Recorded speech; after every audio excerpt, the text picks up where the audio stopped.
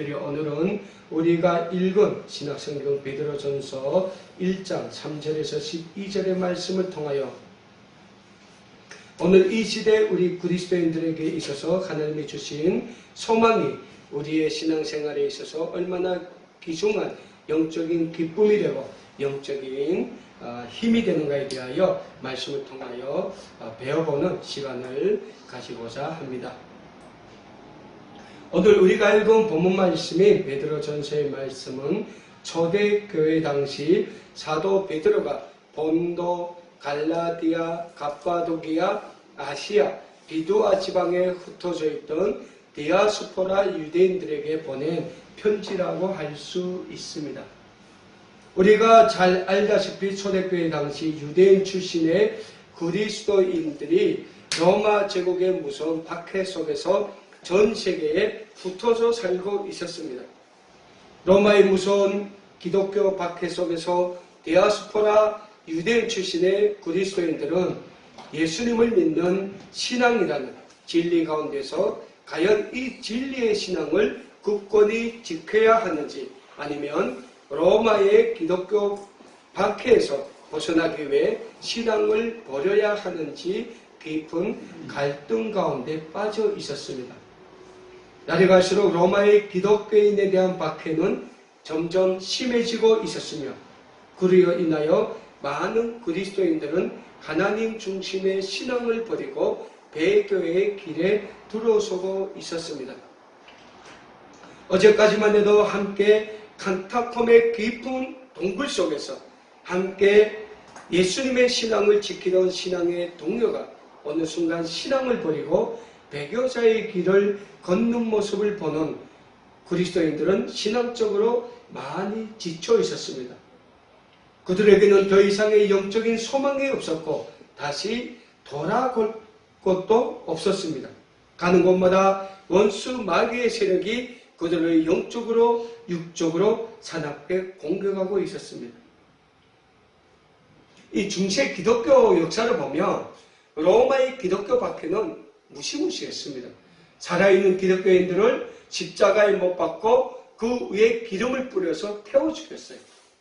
사나운 맹수에게 예수님을 믿는다는 하나의 이유로 던져서 맹수의 밥으로 만들고 있었습니다. 그러한 모습을 보고 있는 그리스도인들, 그들도 사람이지 않습니까? 얼마나 두려웠겠습니까? 그래서 어떤 그리스도인들은 지금까지 믿었던 예수님에 대한 신앙을 버리고 배교자의 길로 들어설 수밖에 없을 정도로 그만큼 로마 제국의 기독교인에 대한 박해는 너무나도 무서웠던 것입니다. 사도 베드로는 그러한 고난 가운데서 신앙적으로 갈등하고 있었던 디아스포라 출신의 유대인 그리스도인들에게 오늘 베드로전서의 말씀을 통하여 모진 고난 속에서도 예수님의 십자가를 바라보며 소망 가운데서 살아갈 것을 권면하고 있습니다. 사랑하는 믿음의 가족 여러분, 우리는 이 세상을 살아가면서 한순간도 소망이 없이 살아본 적이 없을 것입니다. 우리가 우리의 고향 땅에서 태어나 살면서 그나마 우리가 그 고향 땅에서 살아갈 수 있었던 것은 그 어려운 가운데서도 우리의 삶에 있어서 한 가닥의 삶의 소망이 있었다는 거예요. 우리가 우리의 고향을 둥지고 압록강 두만강을 건널 때도 우리의 삶 속에는 하나의 소망이 있었다는 거예요. 우리가 중국 땅 그 어려운 곳에서 우리가 살아남을 수 있었던 것, 이 자유의 땅, 신앙의 땅으로 우리가 그 어려운 노정을 걸치며 올 수 있었던 것도 우리의 삶에 한 가닥 소망이 있었다는 거예요. 마찬가지입니다. 우리가 매일 아침 일어나 하루의 삶을 살아갈 때 우리는 누구나 그 하루의 삶에 소망을 가지고 살아간다는 겁니다. 그만큼 우리에게는 무의식적이나 의식적이나 삶에 대한 소망이 있다는 사실입니다. 하지만 우리가 가졌던 그 삶의 소망이 한순간에 무너지거나 깨어진다면 우리는 그 순간부터 절망 속에 빠져 헤매게 됩니다. 매주마다 로또를 사는 사람들이 있어요. 한 주도 빠짐없이 삽니다.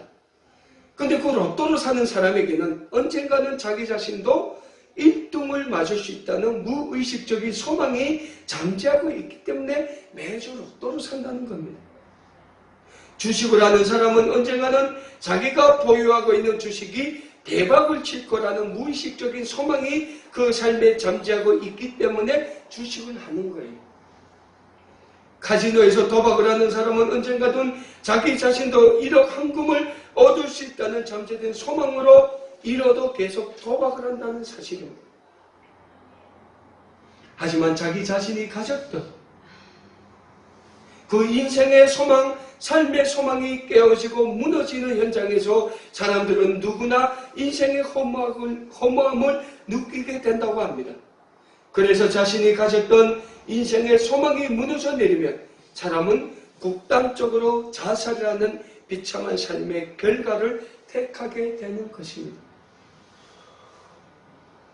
그렇다면 사랑하는 여러분, 인간이 왜 삶 속에서 이런 극단적인 선택까지 하게 되는 것입니까?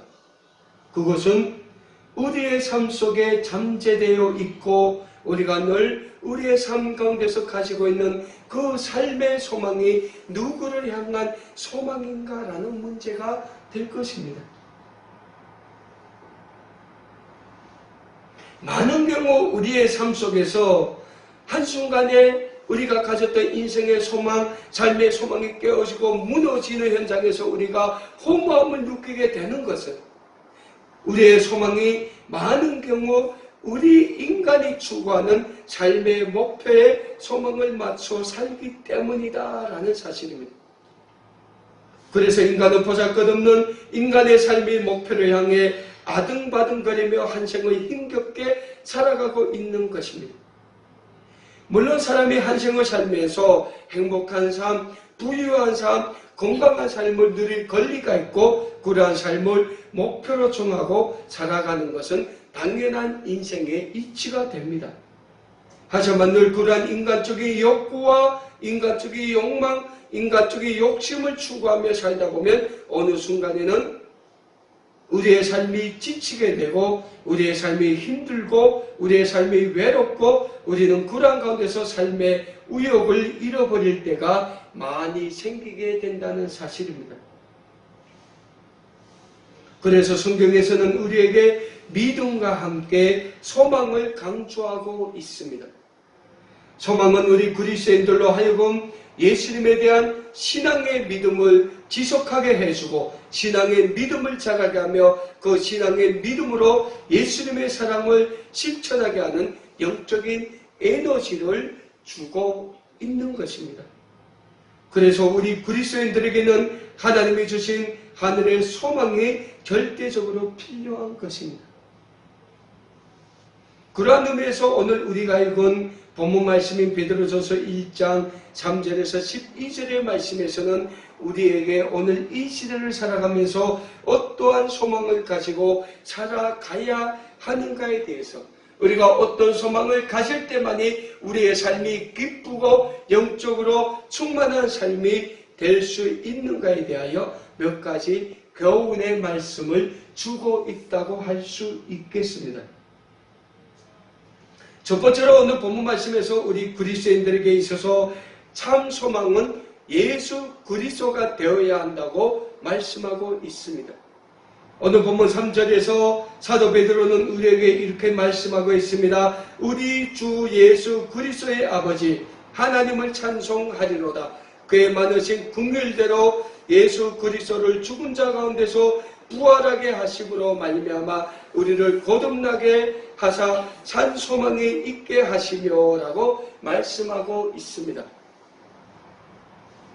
오늘 본문 말씀 3절에 기록되어 있는 예수 그리스도는 이 세상의 사망 권세를 이기시고 부활하시어 언젠가는 이 세상의 어둠을 심판하러 오실 심판의 하나님.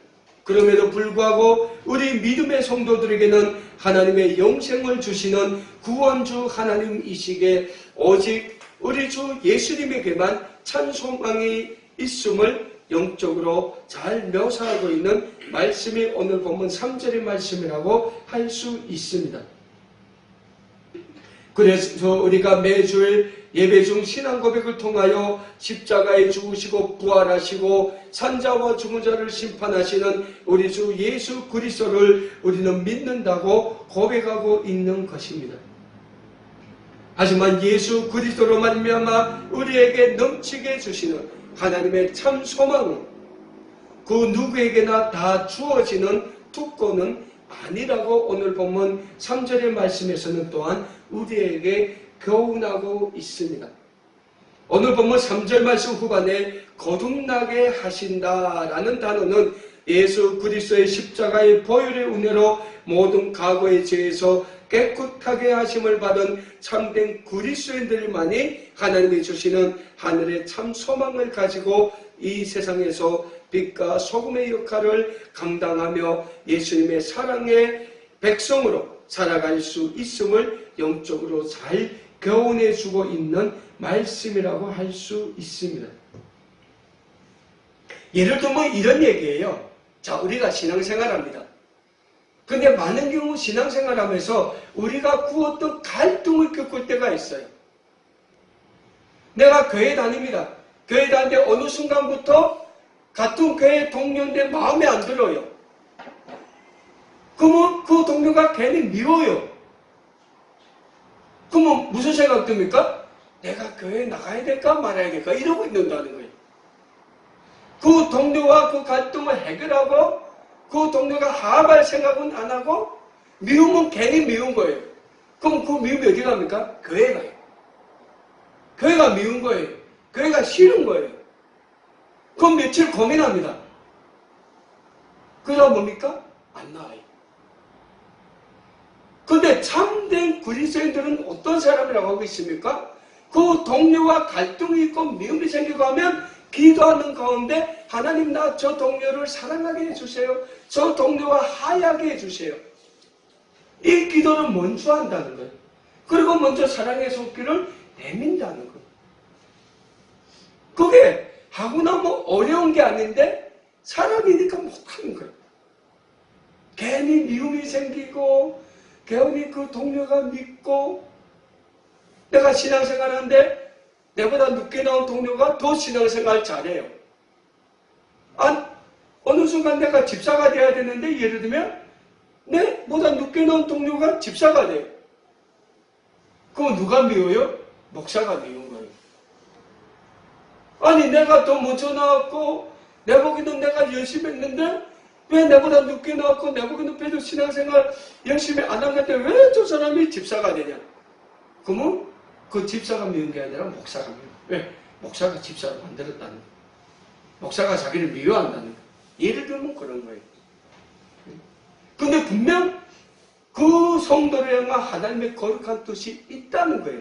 그 하나님의 거룩한 뜻을 우리가 구하고 그 하나님을 바라보며 그 하나님께 참 소망을 두고 우리가 살아야 되는데 우리가 신앙생활하면서도 우리의 삶은 우리의 생각은 늘 우리의 인간적인 생각에 머물러 있다는 거예요. 근데 여기에서 3절 말씀 후반부에서 사도 베드로가 거듭나게 하사라는 거듭난다는 것은 그런 인간적인 생각에서 벗어나서 오직 하나님께 참 소망을 두고 살아갈 수 있는 참된 그리스도인들을 뜻한다는 거예요. 그러면 그런 거듭남이 어디서 생각납니까? 내가 신앙생활하면서 기도하면서 말씀을 받으면서 내가 정말 예수님이 나를 구원해 주셨다. 하나님이 예수님으로 말미암아 나를 구원해 주시고 나를 구원의 백성으로 세워주셨다는 이 간절한 고백이 나올 때 우리는 거듭나게 된다는 거예요. 그래서 우리 하나님의 구원의 백성들은 늘 신앙생활에 있어서 거듭남의 삶을 살아야 한다는 거예요. 근데 이 거듭남의 삶을 산다는 게 굉장히 힘들어요. 제가 목사지 않습니까? 저도 힘들어요. 저도 인간적인 생각이 막 앞서요, 어떤 때는. 그래서 나도 괜히 미워요, 누구가. 왜? 다 인간이라는 거예요. 그만큼 연약하다는 거예요. 로마의 박해 속에서 신앙생활을 하던 그들이 왜 어느 순간 배교자의 길을 걷습니까? 여러분 생각해 보십시오. 나하고 신앙생활하던 동료가 어느 순간에 산채를 십자가에 매달려서 기름칠하고 거기에 불을 달아서 불타 죽고 있어요.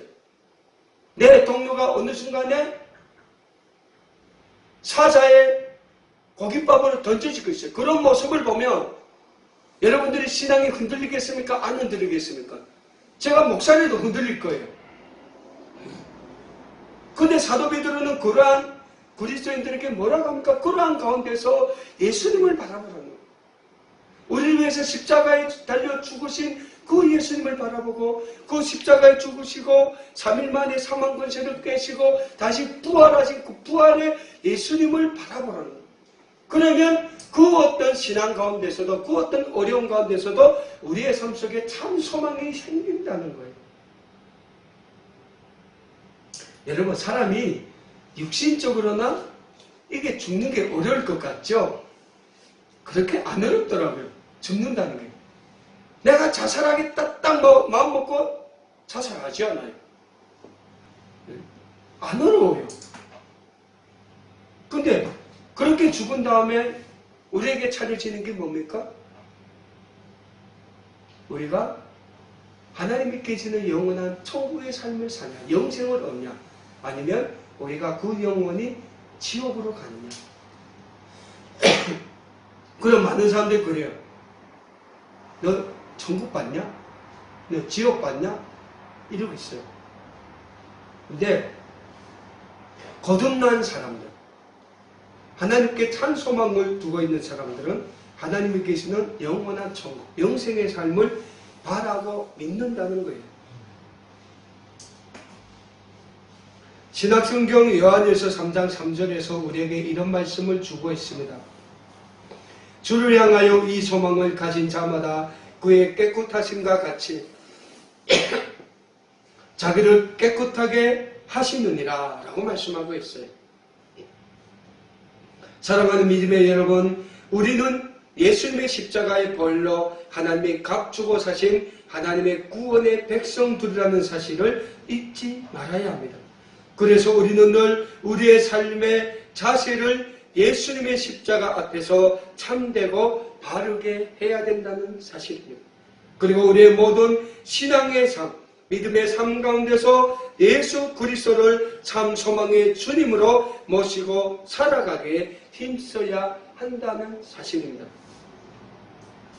신약성경 마태복음 12장 35절에서 40절의 말씀을 보면 신랑을 기다리는 열처녀의 모습을 통하여 우리 예수님이 신앙의 자세에 대하여 교훈해 주고 있는 말씀이 기록되어 있습니다. 자, 신랑을 기다리는 열처녀 중 이 아침부터 신랑이 혼자서 기다리고 있어요. 근데 낮이 돼도 안 옵니다. 밤이 됐어요. 어둠이 짙은데 신랑이 안 와요. 근데 이 열처녀 중 5처녀는 등잔에 기름을 준비하고 왔다는 거예요. 근데 5처녀는 등잔을 준비 안 했어요. 그러니까 등잔에 기름을 준비한 5처녀는 그 불을 켜고 신랑을 기다리고, 이 등잔에 기름을 준비하지 않은 5처녀는 등잔을 얻으러 갔어요. 근데 그 사이에 신랑이 왔어요.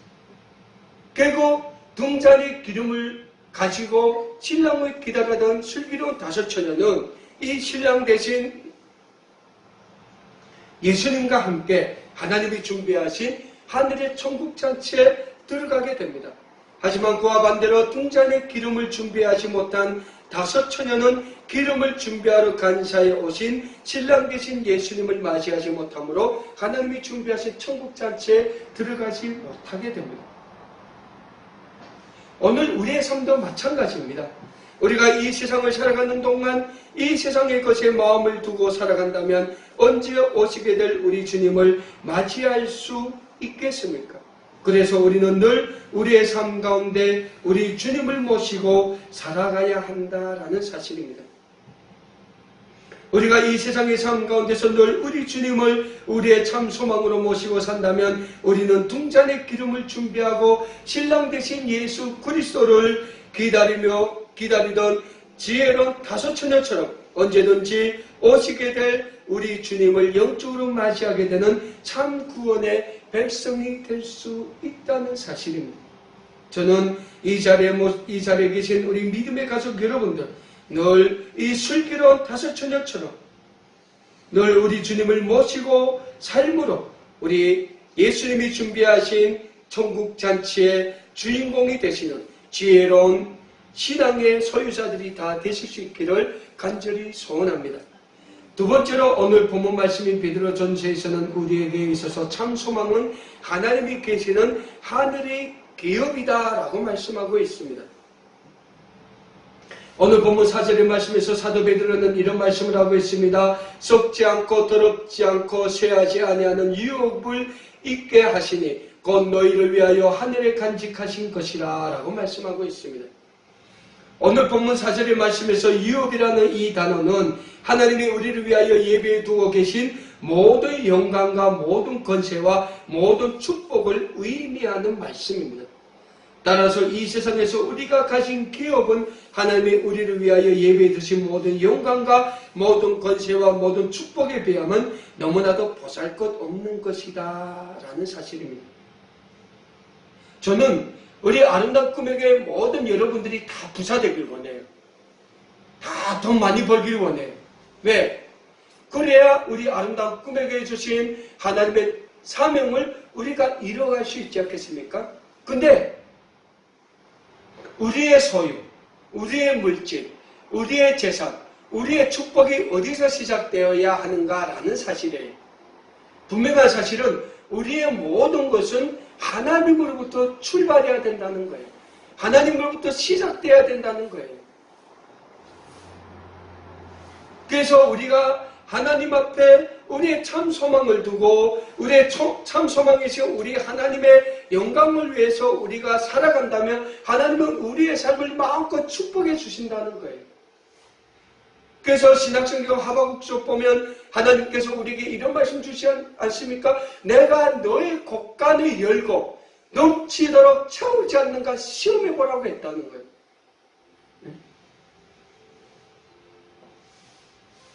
우리가 주일날마다 우리가 때마다 하나님께 드리는 물질, 그 모든 물질에도 우리 하나님을 중심에 두고 드린다면 하나님은 그 물질에 넘치도록 축복해 주신다는 거예요.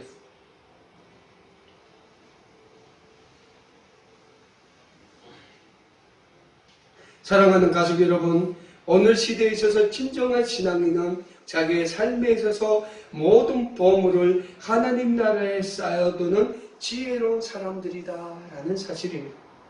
신약성경 디모데전서 6장 10절과 18절에서 우리에게 이런 말씀을 주고 있습니다. 내가 이 세대에 부한 자들을 명하여 마음을 높이지 말고 정함이 없는 재물에 소망을 두지 말고 오직 우리에게 모든 것을 후히 주사 누리게 하시는 하나님께 두며 선을 행하고 선한 사업을 많이 하고 나누어 주기를 좋아하며 너그러운 자가 되게 하라 라고 말씀하고 있습니다.